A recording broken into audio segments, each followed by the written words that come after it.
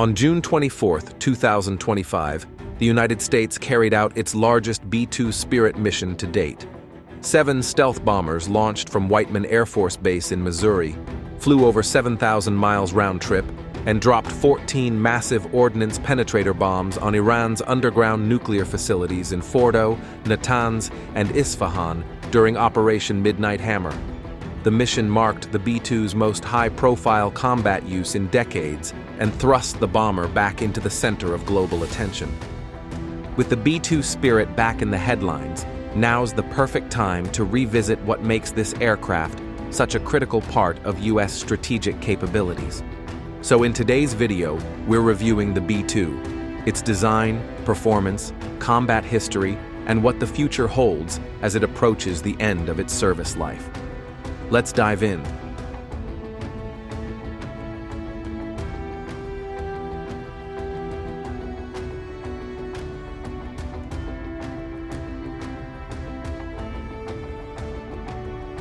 The B-2 Spirit was developed by Northrop Grumman as part of a Cold War-era program to create a bomber that could penetrate deep into Soviet airspace undetected. Its first flight was in 1989, and it entered operational service in 1997. Only 21 aircraft were ever built, largely due to the program's high cost, with each unit costing a staggering $2 billion when factoring in development. What makes the B-2 unique is its flying wing design and low observable profile. The aircraft's shape, materials, and exhaust management system drastically reduce its radar cross-section. Every curve, panel, and inlet is optimized to deflect or absorb radar signals. Paired with radar-absorbent coating and shielded engine intakes, the B-2 remains nearly invisible to conventional air defense radars, even when flying large payloads. Despite its large wingspan of 52 meters, the B-2's blended body allows it to produce minimal heat and radar signatures. It was the world's first strategic bomber specifically designed around stealth, rather than speed or altitude. The B-2 is powered by 4 General Electric F118-GE-100 turbofan engines and can fly over 11,000 kilometers without refueling. With aerial refueling, its range becomes effectively global. The aircraft has a top speed of around 1,010 kilometers per hour and a service ceiling of 15,000 meters. What sets it apart is not speed, but flexibility and payload. The B-2 can carry up to 18,000 kilograms of munitions, including both conventional and nuclear weapons, in its 2 internal bays. It is certified to deploy B-61 and B-83 nuclear bombs, as well as the GBU-57 Massive Ordnance Penetrator used in the recent strikes against Iran. For conventional missions, it can also carry JASSM guided bombs and long-range standoff weapons like the AGM-158 Joint Air-to-Surface Standoff Missile.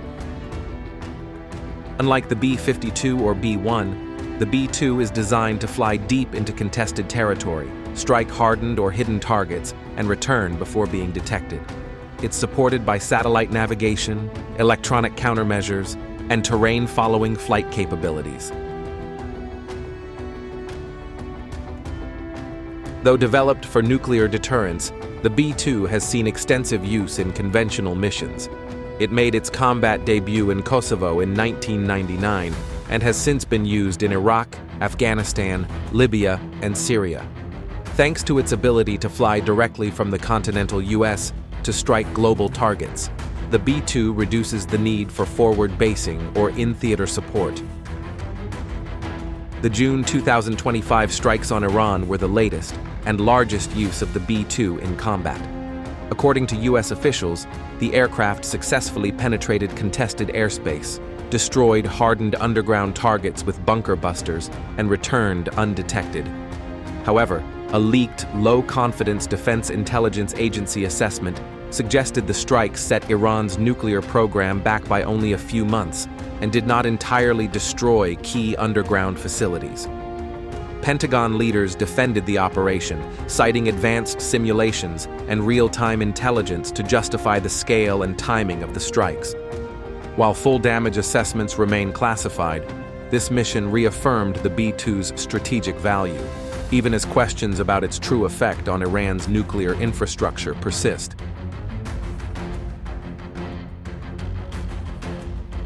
The B-2 remains one of the most expensive aircraft ever built, with a total program cost of over $44 billion. Due to maintenance complexity, only a portion of the fleet is combat-ready at any given time. Stealth coatings require specialized facilities for repair, and the aircraft's age is beginning to show in parts, availability, and mission readiness rates. While the B-2 is still operational, the U.S. Air Force is preparing to transition to its successor, the B-21 Raider.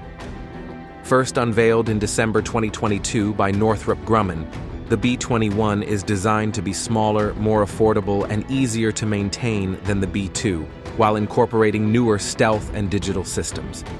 It will support both nuclear and conventional missions, with the goal of flying manned or unmanned as part of a broader networked force. While the B-21 is expected to enter service in the late 2020s, the B-2 remains the U.S.'s most advanced long-range stealth bomber in operation. Its unmatched blend of range, payload, and survivability continues to make it indispensable in high-risk strategic missions.